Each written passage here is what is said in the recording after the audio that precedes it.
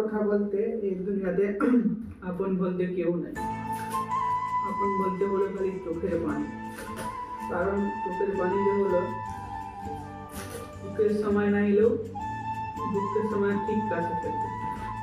এইটা হলো বাস্তব ভাই। এটা নিয়েই আমাকে বেঁচে থাকতে হবে। কারণ আমরা ছেলেদের আপন বলতে কেউ থাকে না, আপন বলতে কেউ হবেও না কোনোদিন। কারণ আমরা ঘর দুয়ার বিবি বাচ্চা বউ ছেলে বাচ্চাকে নিয়ে আমরা বাইরে গেছে কাজ করি, কাজের জন্য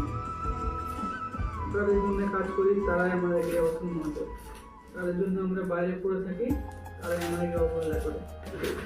এটাই হলো জীবনের বাস্তব। আর কি বলবো দুঃখের কথা।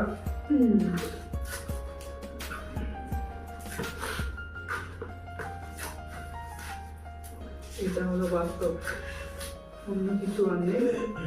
জীবনটা হলো এরকম, সুখ দুঃখ সব নিয়ে একসাথে চলতে হবে, নইলে কিছুই নেই জীবনেতে। চলে অন্ধকার অন্ধকার।